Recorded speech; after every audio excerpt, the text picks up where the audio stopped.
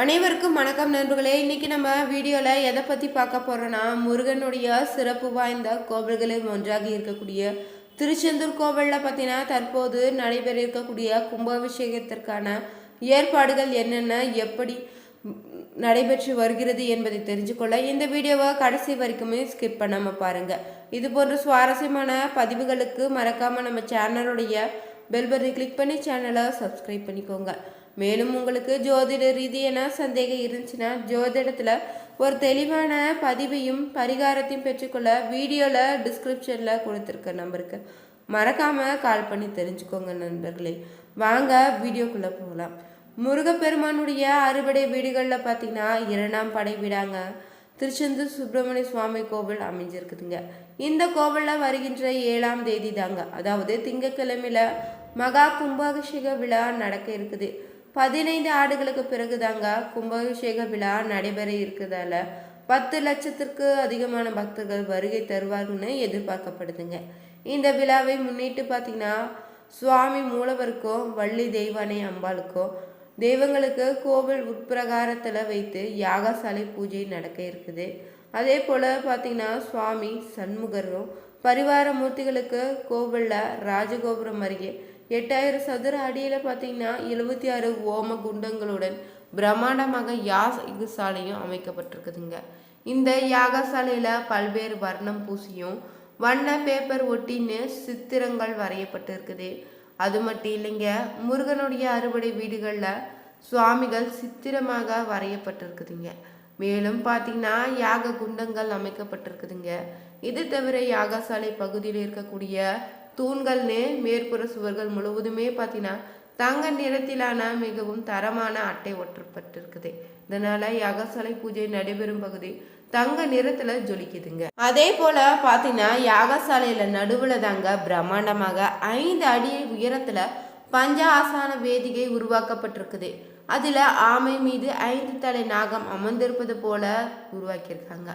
அதற்கு மேல முனிவர்கள்னு நந்தி சிங்கம்னு அலங்கார பொம்மைகள்னு தாமரை பூ அமைக்கப்பட்டிருக்குதுங்க. மேலும் இந்த யாகசாலையில மயில் நந்தின்னு யானை உட்பட பல்வேறு அலங்கார உருவங்களும் செய்து வச்சிருக்காங்க. மகா கும்பாபிஷேக விழா பார்த்தீங்கன்னா செவ்வாய்க்கிழமையில யாகசாலை பூஜையுடன் தொடங்குதுங்க.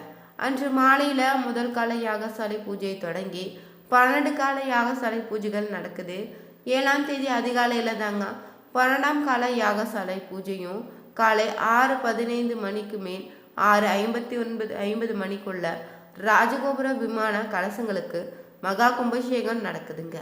தொடர்ந்து பார்த்தீங்கன்னா மூலவர் சண்முகர் வள்ளி தெய்வானின்னு ஜெயந்திநாதர் நடராஜர் குமரவிடக பெருமாள்னு பரிவார மூர்த்திகள்னு விமான கலசங்களுக்கு மகா கும்பாபிஷேகமும் நடக்குது. காலை 9 மணிக்கு சுவாமி சண்முகர் வந்து சண்முக விலாச மண்டபத்தில் எழுந்தருளி அருள்பாலிப்பார். அங்கு சிறப்பு அபிஷேக அலங்காரமாகி தங்க சம்பரத்தில் வள்ளி தெய்வனுடன் எழுந்தருளி வீதி உலா வந்து பக்தர்களுக்கு காட்சியளிக்க போறாரு.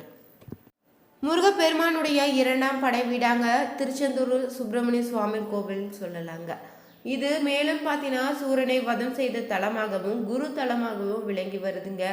இந்த நிலையில பார்த்தீங்கன்னா வார விடுமுறையை முன்னிட்டு மாநிலத்திலிருந்து பல்வேறு பகுதிகளில் இருந்துமே திரளான பக்தர்கள் வந்து திருச்செந்தூருக்கு வருகை தந்திருக்காங்க. அவர்கள் அதிகாலை முதலே பார்த்தீங்கன்னா கடல்ல நன்னீர் கிணறுலையும் தீர்த்தத்துல புனித நீராடி இருக்காங்க. இதை தொடர்ந்து பொது தரிசன வரிசையில நீண்ட நேரம் காத்திருந்து பக்தர்கள் பார்த்தீங்கன்னா சுவாமி தரிசனம் செய்திருக்காங்க. கோவில்ல அதிகாலை 4 மணிக்கு கோவில் நடை திறக்கப்படுதுங்க. 4:30 மணிக்கு பஸ்வரூப தீபாராதனை நடக்கும். தொடர்ந்து மற்ற கால பூஜைகள் நடந்து வருங்க. ஏராளமான பக்தர்கள் வருகை தந்துள்ளதால கோவில் வளாகமும் வள்ளி குகைன்னு கடற்கரை பகுதி முக்கிய சாலைகள் முழுவதும் பார்த்தீங்கன்னா பக்தர்கள் நிறைந்து காணப்பட்டிருக்காங்க. சிறுவர்கள் முதல் பெரியவங்க வரை பார்த்தீங்கன்னா கடல்ல குடித்து விளையாடி மகிழ்ந்திருக்காங்க. பக்தர்களுடைய கூட்டம் அதிகரித்து காணப்பட்ட நிலையில கோவில் நிர்வாகம் சார்பில் பார்த்தீங்கன்னா சிறப்பு ஏற்பாடுகளும் செய்யப்பட்டிருந்திருக்கு. போக்குவரத்து நெரிசல் ஏற்படாத வண்ணம் பார்த்தீங்கன்னா போலீசார் பாதுகாப்பு பணியிலையும் ஈடுபட்டு இருக்காங்க.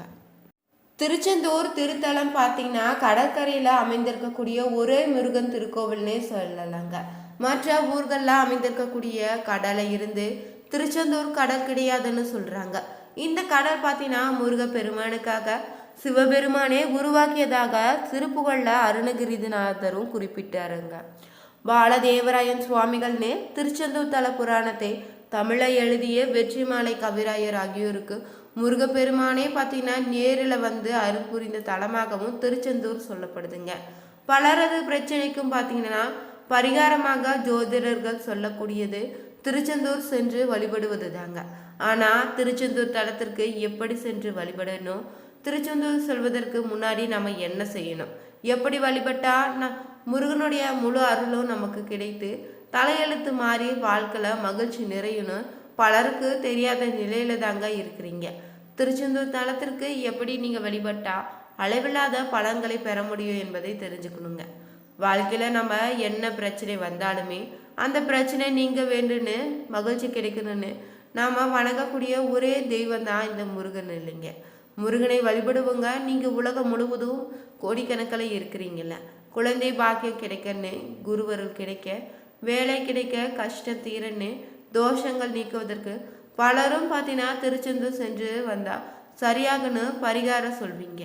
திருச்செந்தூர் சென்று வரக்கூடிய அனைவருக்குமே பிரச்சனைகள் அனைத்தும் தீர்ந்துடுன்னு, தலையெழுத்து மாறிவிடுதுன்னு சொல்ல முடியாதுங்க. ஏன்னா திருச்செந்தூர் சென்று வந்ததுமே ஒன்றுமே நடக்கலைன்னு புலம்புறவங்க கூட நிறைய பேர் இருப்பீங்கள்ல. எப்படி நீங்கள் திருச்செந்தூர் சென்று வழிபட்டிங்கன்னா தலையெழுத்து மாறு என்பதை தெரிஞ்சுக்கணுங்க. திருச்செந்தூர் சென்று நாம் முருகனை தரிசனம் செய்வது முக்கியம் இல்லையாங்க, முருகன் நம்மை காண வேண்டும் தாங்க முக்கியம்னு சொல்லுவாங்க. திருச்செந்தூர் செல்வதற்கு முன்னாடி நீங்கள் முதல்ல நம்முடைய உடலையும் மனதையும் நம்ம தயார்படுத்தி வச்சுக்கணும். இதற்கு வீட்டில் இருக்கக்கூடிய முருகப்பெருமான் படத்திற்கு முன்னாடி நீங்கள் விளக்கேற்றி வைத்திடுங்க. முருகனையில் மனம் விட்டு பேசணுங்க. நமக்கு எத்தனை மனக்குறை தேவைன்னு கவலைகள் இருக்கலாங்க. ஆனால் அதை நீ முருகனிடம் சொல்லி புலம்புவதை விடுத்து முருகனோடு நீங்கள் மனம் ஒன்றி பேசிடுங்க. மனத்தில் இருக்கக்கூடிய கவலை அனைத்துமே மனம் எட்டி பேசிடுங்க. முருகான்னு நீங்கள் அழைத்திடுங்க. நீயே துணை எனக்கு, உன்னை தவிர எனக்கு வேற யாரும் துணை இல்லை, நீயே கதி, நீ அழைத்தால் மட்டும்தான் நான் திருச்செந்தூர் வருவேன்னு மன விருதியோடு நீங்கள் தினமுமே வீட்டில் திருப்புகழ் படித்து வாங்க. தினமும் பார்த்தீங்கன்னா நீங்கள் திருப்புகழ் படிக்க படிக்க உங்கள் வீட்டில் இருக்கக்கூடிய பிரச்சனைகள் விளங்கி முருகனுடைய திருவருளால் உங்கள் வீட்டில் நிறைவதை நீங்கள் உணர முடியுங்க. கனவுல இல்லைன்னா ஏதாவது ஒரு வழியிலே பார்த்தீங்கன்னா முருகனே வந்து சில அறிகுறிகளை உங்களுக்கு காட்டுவாருங்க. சொல்லும் கோவிலுக்கு நீங்கள் வழிபட்டாலே நிச்சயம் நீங்கள் எப்படிப்பட்ட பிரச்சனையில் இருந்தாலும் நீங்கிடுன்னு சொல்லலாம். முருகனே நீங்கள் திருச்செந்தூர் செல்வதற்கான வாய்ப்பையும் ஏற்படுத்தி தருவாருங்க. திருச்செந்தூர் சென்றதுமே நீங்கள் முதல்ல நாளைக்கு கிணற்றில் குளிக்கணும். பிறகு தாங்க நீங்கள் கடலில் சென்று நீராடணும். கடை வீதியில் அமைந்திருக்கக்கூடிய துண்டிகை விநாயகர் கோவிலில் சிதறுகை விட்டு வழிபடணுங்க. திருச்செந்தூருக்கு 20க்கும் மேற்பட்ட ஜீவ சமாதிகள் சித்தர்களுடையது இருக்குது, அங்கும் நீங்கள் சென்று வழிபடுங்க. பிறகு நீங்கள் தாங்க மூலவராக இருக்கக்கூடிய முருகன் கோவிலுக்கு வந்து மூலவருடைய சுப்பிரமணியரையும் சண்முகரையும் வழிபடணும். அதற்கு பிறகு முருகன் சன்னதிக்கு பின்புறம் அமைந்திருக்கக்கூடிய பஞ்சலிங்கங்களையும் வழிபடணுங்க. அங்கு வழிபட்ட பிறகு வெளி பிரகாரத்தில் அமைந்திருக்கக்கூடிய குரு பகவான், பைரவர்னு, பெருமாள் ஆகியோரையும் வழிபடணுங்க. கோவிலை வளம் வந்து வணங்கிய பிறகு நீங்கள் பார்த்தீங்கன்னா அங்கு அர்ச்சகர்களிடம் பன்னீர் இலையில் கொடுக்கக்கூடிய விபூதியை கெட்டு பெற்றுக்கோங்க. பன்னீர் இலையில் பார்த்தீங்கன்னா மொத்தம் 12 நரம்புகள் இருப்பதாகவும் இதை அனைத்துமே பார்த்தீங்கன்னா முருகப்பெருமானே தன்னுடைய 12 கைகளால் பக்தர்களுக்கு பிரசாதத்தையும் அருளையும் வாரி வழங்குவதாக சொல்லப்படுதுங்க. பிரகாரத்தில் முருகப்பெருமான் சத்ரு சம்ஹார மூர்த்தி கோலத்தில் காட்சி தவறவரை அவரை நீங்கள் வணங்கி வழிபட்டு வந்தீங்கன்னா உங்களுக்கு ஏற்படக்கூடிய எதிரிகளால் ஏற்படக்கூடிய தொல்லைகள் நீங்கிடுங்க. அதே போல் மூலவர் சுப்பிரமணியருக்கும் சண்முக அர்ச்சனை செய்து வழிபடுவது சிறப்பான பலனை ஏற்படுத்தி தருங்க. திருச்செந்தூர் நீங்கள் செல்வதாக இருந்ததுன்னா புதன்கிழமை புறப்பட்டு சென்றிடுங்க. இரவு அங்கே தங்கிடுங்க. வியாழக்கிழமையில முருகப்பெருமானை வழிபடுவது சரியான நேரமாக அமையுங்க. குரு பகவானுக்கு முருகப்பெருமான் அருள் செய்த தலம் என்பதால முருகனின் திருத்தலங்களா திருச்செந்தூர் மட்டும் பார்த்தீங்கன்னா முருகப்பெருமான் வந்து படைத்தல், காத்தல், அழித்தல்னு 3 தொழில்களை செய்யக்கூடிய விஷ்ணு, சிவன், பிரம்மா ஆகிய மும்மூர்த்திகளின் வடிவமாக அருள் பாலிப்பார். திருச்செந்தூர் தலத்திற்கு சென்றினா குறைந்தபட்சம் 8 முதல் 12 மணி நேரம் அங்கேயே தங்குமாறு பார்த்துக்கோங்க. இந்த வீடியோ பிடிச்சிருந்தா லைக் பண்ணுங்கள், ஷேர் பண்ணுங்கள், கமெண்ட் பண்ணுங்கள். மறக்காமல் நம்ம சேனலை சப்ஸ்கிரைப் பண்ணிக்கோங்க. கூடவே இருக்கிற பெல் பட்டனை கிளிக் பண்ணிக்கோங்க. அனைவருக்கும் நன்றி நண்பர்களே.